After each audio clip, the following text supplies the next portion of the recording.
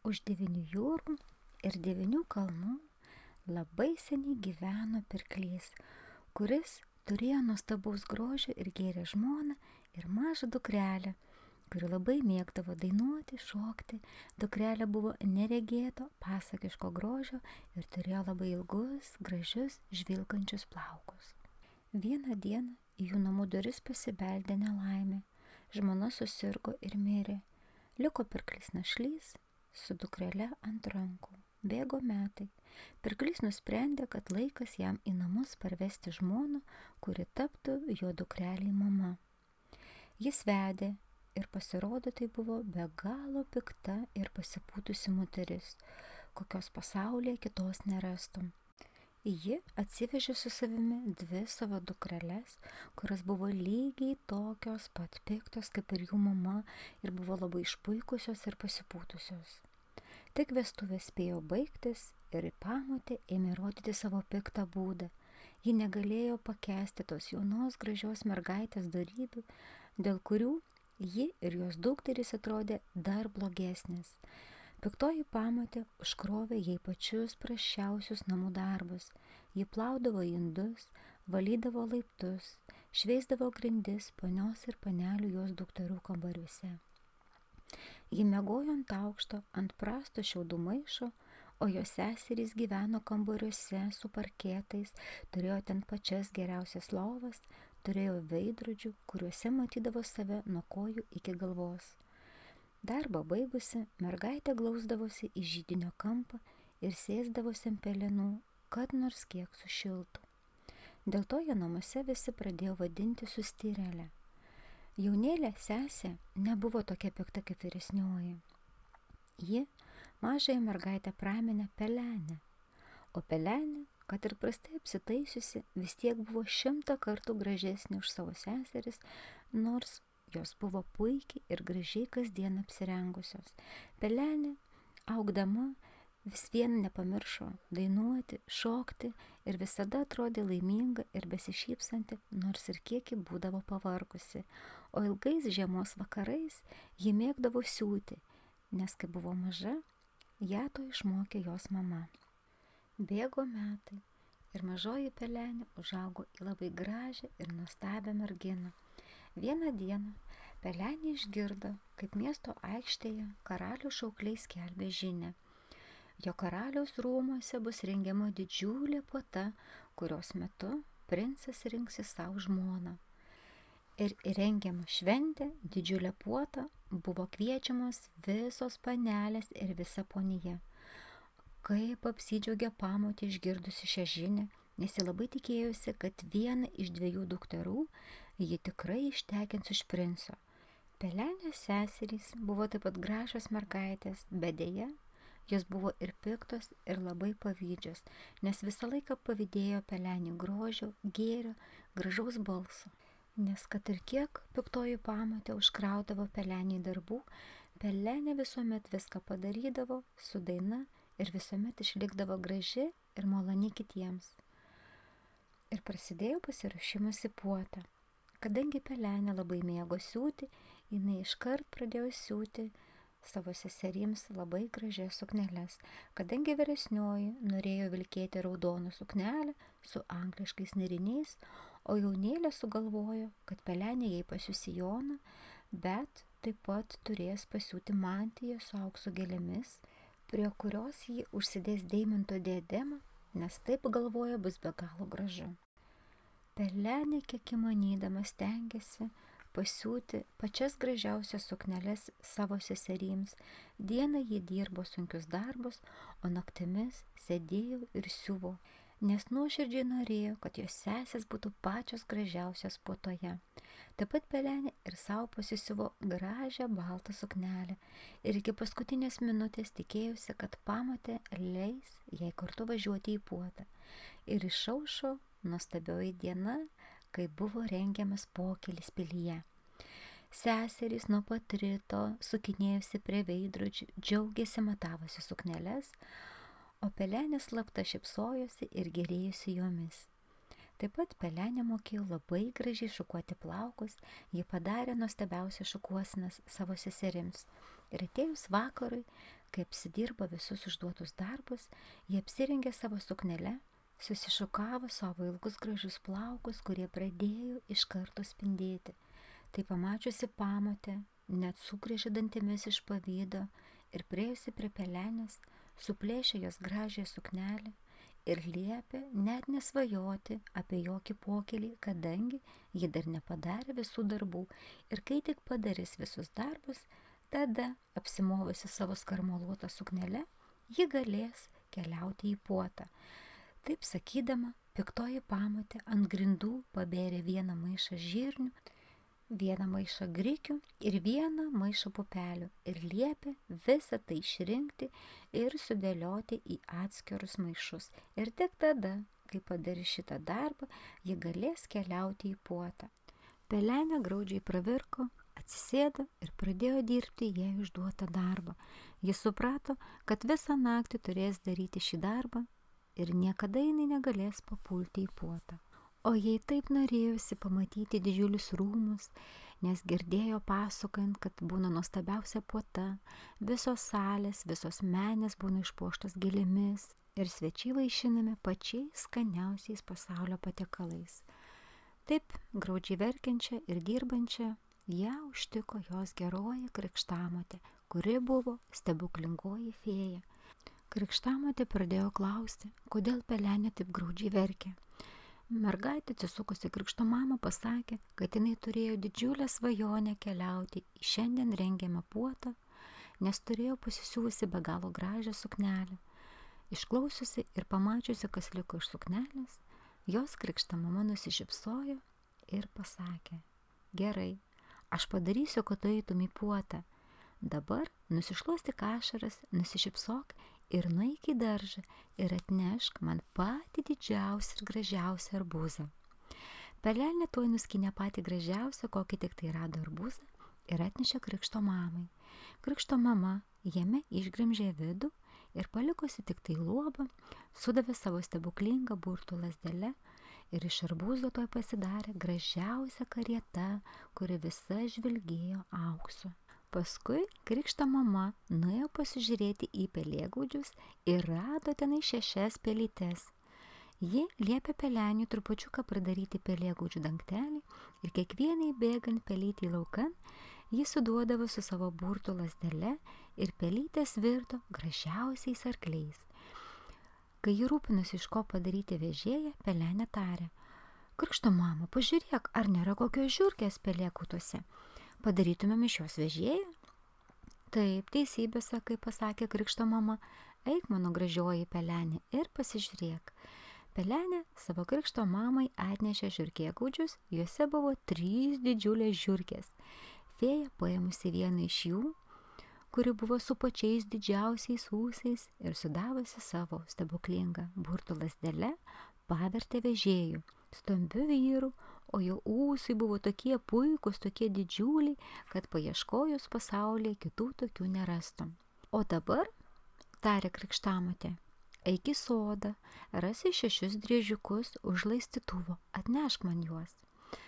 Tik jis spėjo atnešti, kaip krikšto mama pavertė juos tarnais, kurie apsivilkė išsiuvinėtais drabužiais, tuoj sulipo už karietos galo ir tenai stovėjusi kabinė, tarytum nieko kito nebūtų veikę per visą savo gyvenimą. Tada fėja tarė peleniai, štai, mano gražioji krikštaduktė, jau turi viską, kad galėtum važiuoti į puotą. Ar tau smagu? Taip, mano krikšto mama. Bet ne jau aš galiu važiuoti šitaip, su šia gražia, bet suplėšta suknele. Geroji fėja tik tai nusišypsojo ir palėtė pelenę suknelę savo stebuklingąją burtų lazdele ir viskas aplinkui nušvito. Nesuplėšyta pelenė suknelė virto į pačią gražiausią, be galo gražią pūstą suknelę, kuri buvo išsiuvinėta auksu ir sidabro siūlais. Pelenė sukinėjusi ir negalėjo patikėti, kad ji tokia graži, tokia nuostabi, šiandieną galės keliauti į puotą. Bet pakėlusi suknelę, kai jau norėjo sėsti į savo gražią karietą, ji suprato, kad jos batai yra suplyšę, purvini ir negražūs. Tuomet krikšto mama iš savo kišenės išsitraukė 2 nuostabes žėrinčias krikštolinės kurpaitės, kuriomis pasipuošusi pelenė pasijuto kaip tikra pasakų princesė. Šitai pasipuošusi jį sėdo į karietą, bet jos krikšto mama jai pasakė, kad neužsibūtų ilgiau nei lygi vidurnakčio, įspėjo, jei tik užtrūksinti puotoje nors keletą sekundžių ilgiau, tuo jos karieta tvirsinti arbūzų, arkliai pelėmis, tarnai driežiukais, o vežėjas žiurkė, o jos gražus drabužiai vėl tapsio skudurais kaip buvę. Taip pelenė su šypsena ir daina nukeliavo iki rūmų. Ir kaip ji buvo nustebusi, kai pamatė didžiulius rūmus, apšviestus begalę gražių šviesų. Aplink rūmus augo įvairūs gražūs medžiai, kvepėjo įvairiomis gėlėmis ir patys rūmai buvo visi išpuošti gėlėmis. Karaliui ir princui buvo iškart pranešta, kad atvažiavo nuostabaus grožio užjūrio princesė. Princas iškart nubėgo pasitikti šios gražios užjūrio princesės. Jis padavė jai ranką ir padėjo išlipti iš karietos ir įsivedė ją į salę, kur visi buvo susirinkę. Visi nuščiuvo, girdėjosi tik šnibždant, kokia ji graži. Kokia čia princesė, iš kurios ji šalies, dar tokio grožio mes nebuvome matę. Karalaitis ją pasisodino pačioje garbingiausioje vietoje, o paskui įsivedė šokti. Jis taip dailiai šoko, jog dar labiau visi ją grožėjosi, o pelenė dar niekada nesijautė tokia laiminga, tokia grakšti. Padavė puikią vakarienę, tik jaunasis princas visiškai nieko nevalgė. Tiek buvo jis įsižiūrėjus į gražiąją pelenę. Jis sėdėjo šalia seserų ir buvo joms mandagi. Jis su jomis dalyjosi apelsinais ir citrinomis, kurių princas jai dovanojo. Ir jos labai tuo stebėjusi, nes visiškai neatpažino savo įseserės. Princas buvo pakerėtas pelenės grožio. Jis nusivedė ją parodyti rūmų sodą, kuris buvo be galo gražus. Sode augo visos pasaulio gėlės ir visi pasaulio medžiai. Bešnekant, bevaikštant su princu po sodą, pelenė išgirdo, kad laikrodis muša 12 valandą. Dar vos keli dūžiai ir bus vidurnaktis. Ji greitai atsisveikino su princu ir pasileido bėgti link karietos. Princas ją vytis. Bėgant laiptai žemyn, pelenė nuo kojytės nukrito batelis, bet jinai nebeturėjo laiko grįžti ir jo pasiimti. Princui nepavyko pasivyti pelenės, bet ant laiptų jis pamatė mažą, gražią, žėrinčią jos kurpaitę. Pasilenkęs pasiėmė kurpaitę ir visą likusį vakarą jisai turėjo rankose ir žiūrėjo į tą gražų ir blizgantį batelį. O pelenės nuotykiai dar nesibaigė. Su paskutiniu 12 dūžiu baigėsi burtų laikas ir liko pelenė sėdėti ant arbūzo. Arkliai pavirto į pelytes, vežėjas į žiurkę, o tarnai pavirto į driežiukus. Bet pelenė nenusiminė, jinai buvo be galo laiminga, nes pirmą kartą pabuvojo puotoje ir susitiko savo svajonių princą. Pelenė suprato, kad jau vidurnaktis ir puota tuoj turi pasibaigti. Ji kuo greičiau nuskubėjo namo, kadangi žinojo, kad jinai dar turi nepabaigtų darbų ir bijojo, kad pamatė, važiuodama su karieta, neparvyktų pirma namo. Grįžusi namo pelenė labai nustebo, kadangi jos darbas buvo padarytas ir ji labai džiaugiasi, nes tai padarė jos krikšto mama. Pelenė tyliai sušnibždėjo ačiū krikšto mama. Tik ištarus padėkos žodžius, pelenė išgirdo, kaip į kiemą įvažiuoja pamotės karieta. Ji greitai susivėlė plaukus, apsipešiojo, kad atrodytų purvina ir ką tik baigusi darbus ir žiaudama atidarė duris. Pamotė pasižiūrėjo į ją ir praėjusi pradėjo pasakoti, kokia buvo nuostabi šventė. Ji tyčia taip darė, nes norėjo dar labiau įskaudinti ir pažeminti gražiąją pelenę. Tuomet sesės pradėjo pasakoti, kad puotoje buvo be galo graži ir nuostabi princesė, kuri buvo ir be galo gera, kadangi sėdėjo šalia jų ir visą vakarą vaišino jas apelsinais ir citrinais ir buvo joms be galo maloni. Dar įseserės papasakojo, kad princas visą vakarą šokdino gražią princesę ir matėsi, kad buvo labai jie susižavėjęs. Bet kai tik pradėjo laikrodis mušti 12, ji taip smarkiai pradėjo bėgti, kad dar niekas pasaulyje nematė greičiau bėgančio žmogaus. Bebėgdama, mergaitė pamatė krištolinę kurpaitę, gražiausią pasaulyje kurpaitę, ir kad karalaitis ją pasiėmė ir tik į ją žiūrėjo visą laiką, kol puota truko, ir kad jis tikriausiai yra ją tikrai įsimylėjęs, tą gražią mergaitę, kurios yra ta kurpaitė. Ir jos sakė tiesą, nes po kelių dienų karalaitis liepė pūsti trimitus ir skelbti, kad jis ves tą mergaitę, kurios kojai tiks ta gražioji krikštolinė kurpaitė. Ir prasidėjo tikrinimas. Pradžioj tikrino visas princesės, po to kunigaikštytėms ir visoms rūmų merginoms, ko tik nedarė merginos, ko tik neprisigalvojo, kad tik tai savo koją įspaustų į mažą krikštolinę kurpaitę. Vienos tepėsi taukais kojas, kitos sviestų, bet ir ką jos bedarė, kai bestengėsi įkišti savo kojas, nei viena kojytė netilpo į tą mažą ir gražią krikštolinę. Ir kartą atėjo karaliaus šaukliai į pirklio namus ir paklausė, ar čia gyvena jaunos netekėjusios mergaitės. Žinoma, seserys pačios pirmas nubėgo ir bandė įkišti savo kojas į gražią mažą krikštolinę kurpaitę. Bet deja, to padaryti nepavyko, nes jų kojos buvo per didelės, o pelenė žemai nulenkusi galvą ir visa nuliūdusi stovėjo kamputį, nes tikrai nedrįso prieiti arčiau, kad pasimatuoti savo krikštolinę kurpaitę. Bet karaliaus dvariškis pamatęs pelenę pakvietė ją arčiau ir pasisodino, kad pasimatuoti kurpaitę. Tai pamačiusios seserys pradėjo tyčiotis ir be galo iš pelenės juoktis. Bet tik dvariškis pridėjęs kurpaitę prie jos mažos kojytės, to jau suprato ir pamatė, kad ji ir yra šios gražios kurpaitės savininkė, nes kurpaitė tiko, lyg čia visuomet ir buvusi.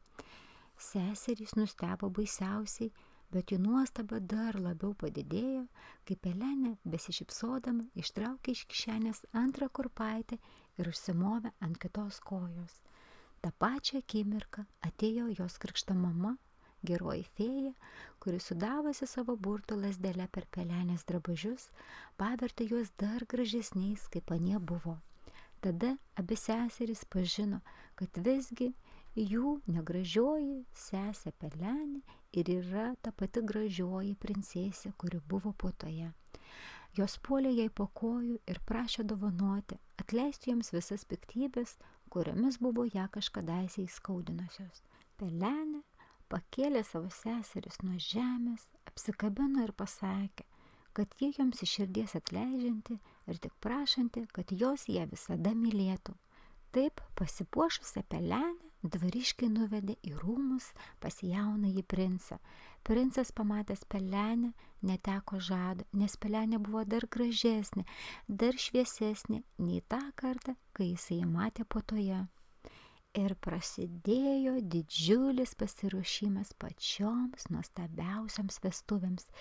Krikšto mama ir dabar nepamiršo pelenės ir vestuvių dienai ji padovanojo peleniai pačią gražiausią ir balčiausią pasaulyje suknelę, o pelenės krikštoliniai bateliai labai tiko prie šios gražios suknelės. Vestuvės buvo pačios gražiausios, nuostabiausios ir ilgiausios pasaulyje. Pelenė visą savo šeimą pasikvietė gyventi į rūmus ir labai greitai savo sesės ištekino už labai gerų ir turtingų ponų ir gyveno visi ilgai ir laimingai. Štai tokia graži pasakos pabaiga.